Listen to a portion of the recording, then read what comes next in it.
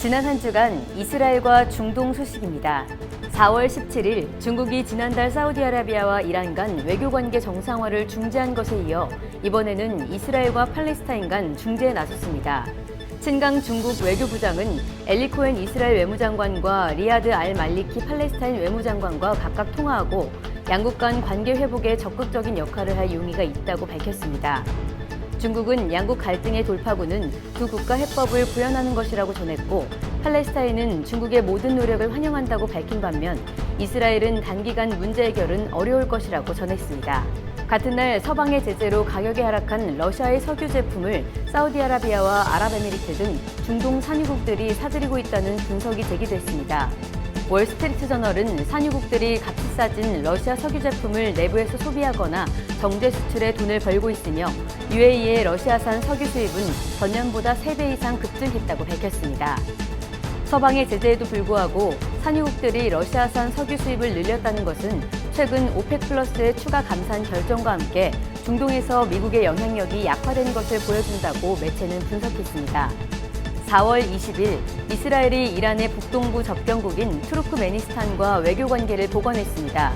이날 엘리 코헨 이스라엘 외무장관은 투르크메니스탄을 방문해 수도 아시가바트에 개설되는 이스라엘 대사관 출범식에 참여했습니다. 이스라엘은 지난달 이란 북부 접경국인 아제르바이잔에도 자국 대사관을 개설했으며 이란 접경국과의 관계 강화를 통해 이란의 군사적인 압박을 가하고 있습니다. 4월 22일 이스라엘의 건국 75주년 기념 행사를 앞두고 전국에서 수십만 명이 정부의 사법개혁에 반대하는 주말 시위를 벌였습니다. 올해 초부터 매주 토요일마다 벌어지고 있는 이 대규모 시위는 25일 건국기념일을 앞두고 더욱 확대됐습니다. 거리를 가득 메운 시위대는 행진을 계속하면서 네타냐후 사법개혁에 대해 반대 구호를 외치고 사법개혁의 완전한 폐기를 요구했습니다. 2023년 4월 26일자 이스라엘 투데이 시작합니다. 중국이 이스라엘과 팔레스타인 간의 중재에 나섰는데요. 이걸 두고 팔레스타인은 환영의 뜻을 밝혔지만 이스라엘의 반응은 뜨뜻미지근한 그런 상황입니다. 중국이 요즘 왜 이렇게 중동 문제에 깊은 관심을 갖고 있는 겁니까? 일단 이제 미국과 경쟁 구도도 있지만 이제 원유를 이제 싸게 이제 공급받을 수가 있거든요. 이게 중국도 이제 경제 성장을 시켜야 되기 때문에 산업 기반이 원유 아니겠습니까? 그래서 거기에 대한 안정적 수급을 핵심으로 좀 하고 있습니다. 자, 그럼 오늘 이스라엘 투데이에서 본격적으로 들여다볼 첫 번째 이슈부터 확인해 보도록 하겠습니다. 사우디아라비아가 2007년부터 단절됐던 팔레스타인 무장정파 하마스와의 관계를 15년 만에 재설정하기 위해 회담을 가졌습니다. 이번 회담은 사우디의 실권자인 무함마드 빈 살만 왕세자가 주도하는 외교 활동의 일환이며 이란과 시리아가 지원한 것으로 알려졌습니다. 무함마드 왕세자는 팔레스타인 정파 간의 화해 중재를 오랜 목표 중 하나로 두고 있으며 이번 회담으로 중동에서의 외교적 영향력을 보여주려 했다고 사우디 당국자들은 밝혔는데요. 한편 이스라엘을 방문한 미 공화당의 린지 그레이엄 상원 의원은 이스라엘 사우디 관계 정상화가 가능한 일이긴 하지만 기회의 창은 연말까지라고 지적하고 나섰습니다. 사우디가 미국이 대테러 집단으로 지정한 이 하마스와 외교 관계를 재설정한다. 이게 무슨 얘기입니까? 그러니까 원래 하마스는 이제 순위파 계열의 이제 팔레스타인 무장 테러 단체인데요. 과거에 이제 팔레스타인 자치정부, 그러니까 피해 관계하고 누가 적통이냐 경쟁을 펼치면서 하마스는 무장 투쟁 노선을 걷고 둘이 약간 분쟁을 하다가 지난 2007년에 가자지구를 점령했습니다. 둘이 내전 끝에. 그 당시 이제 미국과 관계가 악화되면서 테러리스트가 등재가 됐죠. 그래서 당시 순위파 계열인 하마스는 시아파 종주국인 이란의 그 재정 지원을 받고 순위파 종주국인 사우디에 대항을 했습니다. 그래서 이제 하마스와 이제 사우디가 이제 관계가 이제 파탄이 난 계기가 됐고요. 그래서 이른바 이제 테러 세력, 이란의 테러 하청 가맹점이 됐죠. 대리 세력이 화된 겁니다. 종파는 다르지만. 그래서 이번 정상화는 사우디 이란 정상화 연장선에서 이루어진 것으로 그 첫 단추가 이제 사우디가 이제 하마스 소속 이제 팔레스타인 테러범을 석방하는 그 조건도 이번에 포함될 것으로 보입니다. 그러니까 한마디로 이제 우리가 무슨 시아파 테러리스트, 뭐 순위파 테러리스트 하지만 테러리스트는 돈에 따라서 움직인다는 게 이번에 여실히 드러났죠. 그런데 얼마 전에는 그 중국의 중재로 사우디가 이란과의 관계를 이제 다시 정상화했어요. 그렇다면 이번에 그 사우디와 하마스와의 그 관계 재설정 중간에 누가 이렇게 또 중재를 한 겁니까? 아니면 사우디가 자발적으로 이렇게 나서서 한 겁니까? 그러니까 이란과 시리아가 이제 지원한 것, 중재 역할을 한 것으로 드러났고요. 그러니까 이제 그 맥락이 뭐냐면 중동 질서에서 미국이 빠지면서 중국, 러시아가 개입하고 세력 균형 지도가 바뀌다 보니까 새로 이제 관계 설정을 하는 것으로 보입니다.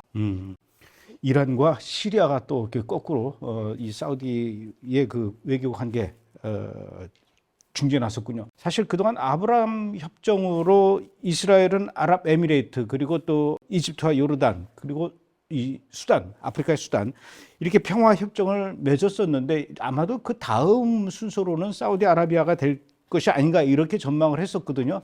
네타냐후도 작년에 그 12월에 취임한 이후에 사우디와 외교 정상화를 주요 목표로 삼고 있다 이렇게 얘기를 했을 정도고. 그런데 이렇게 되면 이제 이스라엘과 사우디와의 그 평화 협정 어떻게 되는 거? 물 건너갔다라고 봐도 되는 겁니까? 예, 결론부터 얘기하면 그렇게 보셔도 되고요. 그러니까 크게 두 가지인데요. 이제 중동 정치 맥락에서 보면은 이스라엘 사우디 정상화는 주적 이란을 이제 포위 전략을 이제 개념 정리를 하는 거거든요. 근데 여기서 사우디가 이란과 관계 정상을 해버리니까 이스라엘은 이제 닭 쫓던 개 신세가 된 것이죠. 그러니까 이것도 안 되고. 그 다음에 또 어떻게 보면 이제 정서적인 측면, 종교적인 맥락을 보면은 미국이 이제 이스라엘 관점에서는 미국이 큰 악마, 이스라엘이 작은 악마 아니겠습니까? 그러니까 작은 악마하고 사우디 관계 정상화는 조금 그 아랍 시민들 정서상 좀 안 맞아요. 그동안까지 아브라함 협정도 어떤 그 상층부의 그 권력이나 정치력으로 버텨왔는데 이것조차도 이제 사라지니 이제 뭐 물 건너갔다고 보는 게 정답인 것 같습니다. 그런데 지난번에 그 도하에서 월드컵을 열렸을 때 이스라엘 사람들도 많이 갔었거든요. 저는 그래서 이제 사우디하고도 별 문제가 없을 것 같다 이렇게 생각을 했는데 또 원론적으로 이제 들어가면은 그런 어려움이 있네요. 그런데 문제는 이제 하마스가 사실 이제 미국이 지정한 테러 단체 아닙니까? 이렇게 되면은 사우디하고 하마스하고 손을 잡게 된다면은 미국이 굉장히 곤혹스러울 것 같아요. 예, 제가 이제 지난 방송에서 이제 바이든 행정부를 이제 만악의 근원이라고 한 이유가 바로 이 대목인데요. 그러니까 주요 외신들은 미국 입장이 곤혹스러울 것이다라고 주장을 하는데 저는 그렇게 안 봅니다. 왜냐하면 현 상황을 바이든 정부가 열심히 막 하다가 그 이른바 이제 의도치 않은 결과로 인해서 이런 이제 후폭풍이 일어난 게 아니라 암묵적 방조나 동의를 했다고 봐요. 그 첫 번째 근거가 뭐냐면 우리 이제 대이란 핵 제재에 관해서 많이 다루지 않았습니까? 브레이크 TV에서. 근데 그 제재안은 있지만 실제적인 집행을 안 했어요. 마찬가지로 하마스에 대한 다양한 제재안이 있습니다. 예를 들어서 테러 유족들에 대한 재정 지원을 금지하는 법안 등등 있는데 집행 안 하고 있죠. 그 다음에 하마스는 제재 대상이라는 건 뭐냐면은 이제 해상 봉쇄예요. 그러니까 군수 물자가 들어가지 못하게끔 제재안을 걸어놨는데 이것도 그냥 집행을 안 하다 보니까 최근에 어떤 일이 있었습니까? 그 가자 지구에서 군사력이 증강되고 있죠. 지금 공격도 많이 하고 심지어 북부에 있는 레바논과 합동 군사 교류까지 할 정도라면은 바이든 행정부가 가자 지구에 대한 제대로 된 제재안을 집행하지 않았다라는 게 이번에 단적으로 드러났습니다. 그래서 최소한 브레이크 TV만큼은 이제 미국하고 바이든 행정부 좀 분리해서 봐야 된다고 생각합니다. 왜 그러냐면 최근에 공화당 상원의원 린지 그램 의원이 이제 이스라엘 방문했어요. 그래서 사우디와 관계 정상화는 올 연말까지가 이제 골든 타임이다. 그 왜 그러냐 보니까 바이든 행정부의 친일한 정책 기조가 변화하지 않고 그리고 외교 관련 사안은 뭐 상원의원도 뭐 조약 의결권은 있지만은 이제 대통령 고유 사안이거든요. 정책 사안이고 또 내년부터 대선 시즌에 들어가다 보니까 사실상 외교 안보 정책은 이제 동결이 될 가능성이 높다라고 얘기를 한 바 있습니다. 사실상 비관적으로 보이는 것이죠. 그렇게 비관적으로 보면은 지금은 이제 이 사우디가 하마스하고 관계 정상화를 하게 되면은 그 다음 차례는 당연히 또 사우디와 팔레스타인과의 그 관계 재설정, 화해 관계 이런 분위기로 흘러가지 않을까요? 그럼 이제 기정사실이라고 봐야 됩니다. 원래는 관계는 좋았죠. 팔레스타인이랑 사우디하고. 근데 아브라함 협정 당시에 이제 그 트럼프 행정부 당시에는 조금 소외된 측면이 있습니다. 팔레스타인이. 근데 그래서 이거 팔레스타인하고 뭐 관계 정상화는 기정사실이고요. 이게 이제 왜 그러냐면 그 중동 정치의 그 깊은 심연에 들어가 보면 겉으로는 뭐 국제정치적 맥락이 있고 뭐 종교적인 뭐 이슬람 맥락이 있지만 깊이에 들어가면 이제 노마드적 그 부족적 세계관이 있어요. 그러니까 언제든지 여타 부족을 팔아넘길 수 있거든요. 그러니까 이번 사우디 이란 정상화가 이제 이런 이제 본능이 이제 발현이 된 것이죠. 이거 어떻게 이렇게 외교 말하는데 이렇게 될 줄 누가 알았겠습니까? 현 상황에서 바이든 행정부가 이제 사우디의 핵 개발을 건설해 주면은 예를 들어서 지금 당장이라도 사우디가 판 다 갈았고 이스라엘이랑 관계 정상할 수 있어요. 그런데 결정적으로 바이든 행정부는 그럴 생각이 없죠. 그래서 이제 점점 이제 가능성은 떨어진다고 보는 겁니다. 한때는 이스라엘의 국적기가 사우디아라비아도 날아가고 그랬었거든요. 그래서 야, 이게 굉장히 이제 가까워지나 보다 그랬는데 한치 앞을 알 수 없는 이 중동 문제는 정말로 합종 연행이 심한 것 같아요. 예.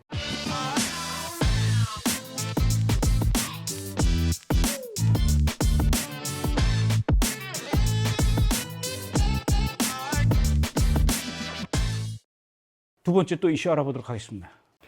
1979년 이슬람 혁명 이후 미국에서 망명 생활을 해온 이란 팔레비 왕조의 마지막 왕세자인 레자 팔레비가 현 이란 정부의 앙숙인 이스라엘을 처음으로 방문했습니다. 레자 팔레비는 예루살렘 홀로코스트 기념관에서 열린 추모식에 참석하고 통곡의 벽을 방문하면서 이스라엘의 이란 국민의 우호적인 메시지를 전하고 싶다고 밝혔는데요. 반면 이란의 에브라힘 라이시 대통령은 이스라엘이 이란에 대해 군사행동을 할 경우 하이파와 텔아비브를 파괴하겠다고 밝혔습니다. 또 지난 14일에는 쿠드스의 날을 맞아 하마스와 이슬라믹 지하드 행사에서 주저하지 말고 이스라엘에 대한 저항운동을 지속하라고 독려하고 나섰습니다. 이번에 이스라엘을 방문한 그 레자 팔레비 왕세자 어떤 인물입니까? 그러니까 지난 1979년 그 이슬람 혁명 이후 미국에 망명 생활을 해온 이제 어떻게 보면 팔레비 왕조의 마지막 이제 왕세제거든요. 그 당시 축출돼가지고 아버지가 왕위를 버리고 이집트로 이제 망명 가기 직전에 이제 미국으로 가서 그때 뭐 비행학교 다니고 있어 그 이후로 쭉 미국에 기거하다가 현재 근황은 현 이슬람 정권을 반대하며 망명 정부 혹은 반체제 운동의 어떤 원로로 리더격으로 이제 활동하고 있습니다. 그러니까 미국 쪽에 살면서 머물면서 이란의 이 개혁을 꿈꾸는 망명 정부의 수장이다 이렇게 보면 되죠. 예. 레자 팔레비 왕세자가 이번에 이스라엘을 비밀리에 방문한 것 같아요. 그 방문한 목적은 뭡니까? 그러니까 현 이란 정권을 비토하고 작년부터 이제 그 폭발했던 히잡 시위의 동력을 재점화시키기 위해서 이스라엘 방문했다고 보는데요. 거기서는 핵심 메시지가 이란 국민과 유대인들은 친구다 강조하면서 그러니까 약간 정권과 국민을 이제 분리한 거죠. 그 양측의 공동의 적인 이란 정권을 향한 국제적 캠페인의 연장선에 있다고 봅니다. 근데 이게 그동안은 이제 사법개혁 반대가 주요 외신을 이렇게 잠식하는 바람에 이란 내의 그 대국민 투쟁이 약간 좀 소외된 측면이 있거든요. 그래서 이거를 다시 한번 이제 재점화 주의 환기시키자 요번에 방문한 걸로 보여집니다. 지금 이란에서 그 히잡 시위가 많이 이렇게 수그러든 겁니까? 아니면 다른 뉴스 때문에 그 뉴스가 이렇게 보도가 안 되는 겁니까? 여전히 좀 맹렬하게 불타오르는 것 같아요. 그쪽 소위 얘기하는 반체제 매체를 보면요, 뉴스가 계속 올라와요. 뭐 여러 가지 뭐 조치가 됐네 안 됐네 하면서 났는데 그 뉴스에서 지면이 좀 빠졌죠. 사법개혁이 완전 센터 스테이지로 오면서. 그러니까 어떻게 보면은 이건 뭐 약간 좀 정보공장 냄새가 나긴 납니다. 그런데 레자 팔레비 왕세자가 그런 목적을 가지고 이스라엘을 방문했는데 그 목적을 제대로 달성할 수 있을지 그건 사실은 의문이에요. 왜냐면은 일단 뭐 미국에서 활동하고 있는 사람이기 때문에 그 이란 내부의 문제, 이 내부를 향한 정치적 영향력이나 또 지도력 이런 것들을 확인할 수는 없는 상태 아닙니까? 그러니까 그 목표 설정은 어떻게 하냐 다른데 지금 한 방에 뭐 다 뒤집어 엎을 수는 없고, 그러니까 히잡 시위를 지지하며 이슬람 정권의 전복을 원하고 있으며 유일한 파트너인 이스라엘과 함께한다는 어떻게 보면 국제사회 메시지를 이게 하는 것이죠. 상징, 정치는 상징이니까. 근데 이게 이스라엘에게는 어떻게 보면 굉장히 큰 도움이 돼요. 왜냐하면 이란 타격의 명분이 되거든요. 핵 개발뿐만이 아니라 이제 자국민을 탄압한다. 고로 이거는 공격의 대상이다라고 할 수 있는 어떤 명분 축적의 의미도 부여하고 있습니다. 이스라엘 입장에서. 그래서 서로가 약간 윈윈하는데 감독님 말씀하신 것처럼 뭐 거시적인 바로 뭐 이게 전복이 되고 이런 거는 없는 것 같아요. 전 세계에서 유일한 동역자가 이스라엘입니까? 그렇죠. 현재로서는.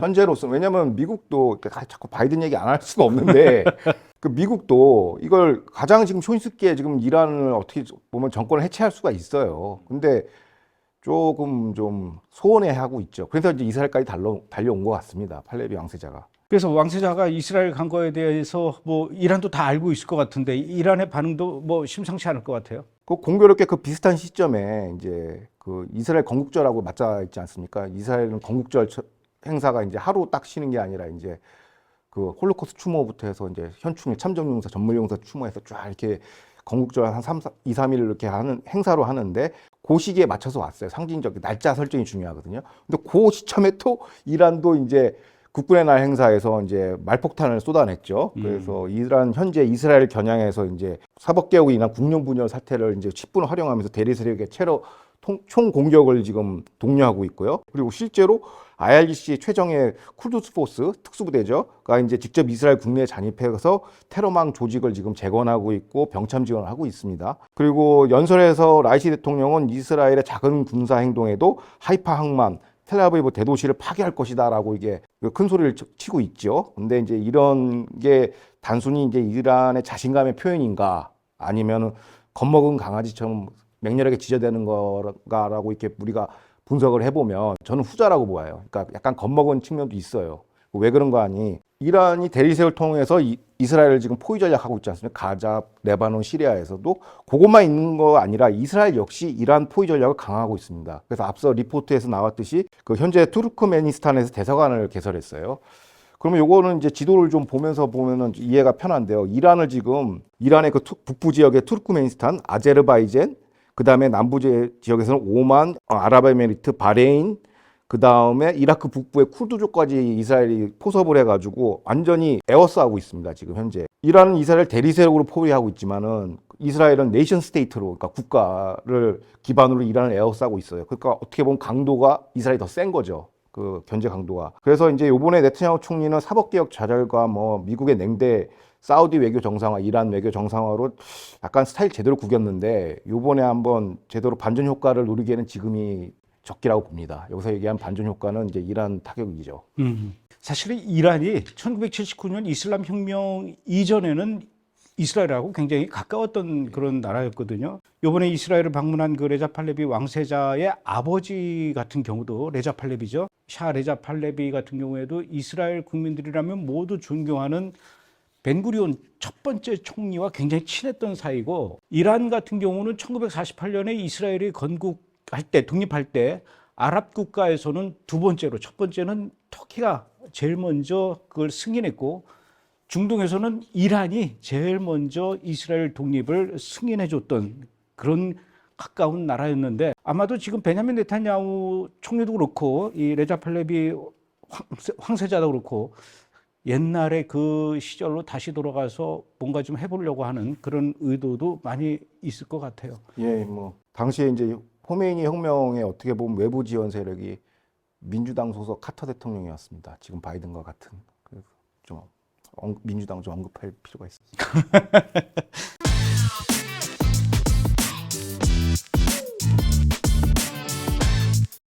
자, 이제 세 번째 또 이슈 알아보도록 하겠습니다. 네타냐후 내각이 오랜 수건 과제인 초정통파 유대인의 병역 특례 논란을 해소하기 위해 병역 연기 상한선을 축소할 방침을 내놨습니다. 이번 병역법 개정안에는 초정통파 유대인의 징집 및 소집 연기 나이인 기존 26세에서 23세 혹은 21세까지 연기 상한선을 축소하는 내용이 담겼는데요. 일반적으로 초정통파 유대인들은 예시바 유대 경전 과정을 위해 병역 연기가 가능해 상한선인 26세까지 연기하고 최종적으로는 면제가 되는 편법을 써왔습니다. 이에 지난 2012년 대법원은 초정통파 유대인에 대한 병역 면제는 차별적이고 평등권에 위배된다며 위헌 결정은 내렸지만 정부 내 초정통파 정당들에 의해 좌절되어 온 바 있습니다. 이번에는 이스라엘 국내 문제를 좀 들여다보겠습니다. 이스라엘에서 초정통파 군복무 문제, 이 항상 시끄러웠던 그런 부분인데, 정통파 유대 교인에 대한 그 병역법 개정안이 이게 뭘 얘기하는 겁니까? 어떻게 바뀐다는 거죠? 그러니까 초정통파 유대교인들의 그 징집 소집 연기가 기존에는 26살까지 돼 있거든요. 근데 이거를 23세 혹은 21세까지 연기 상한선을 낮춘다라는 거예요. 그게 이제 개정안의 골자인데, 그러면 어떤 효과가 있느냐? 보통 그 이스라엘 국민들, 일반 국민들은 18세이면 다 징집이 시작돼요. 그래서 연기를 해도 1, 2년밖에 연기를 못 하는데, 그 초정통파들은 그 하레디, 그러니까 예시바 학교에 들어가서 병역 연기를 할 수 있어요. 우리는 막 대학원 다니면서 병역 연기하듯이. 그래서 26까지 이렇게 속된 말로 버티기면요, 그다음부터는 그냥 소집 해제가 돼서 사실상 군 면탈이 되는 거예요. 근데 문제는 뭐냐면 2012년에 이스라엘 대법원이 이거는 병역 문제는 차별적이다 해서 평등권 위배라고 해서 위헌 판결을 냈어요. 그래서 국방부한테 명령을 했죠. 이제 병역법 개정을 해라, 시행해라. 그래서 국방부는 개정안 제출을 하려고 하는데, 이제 이스라엘에서 이제 이 초정통파가 차지하는 비중이, 그러니까 인구수보다는 그 극렬함이, 폭력성이 이루말할 수가 없거든요. 그래서 요거에 대해서 이제 개정안 제출 연장을 15차례나 이제 연장을 했어요. 그래서 만기 시효가 요번 7월 31일입니다. 그러니까 지난 한 10수년 동안 개혁을 못 한 거죠. 계속 연장을 한 거죠. 그래서 요번에 그걸 한번 해결해 보겠다, 네타냐후 총리가.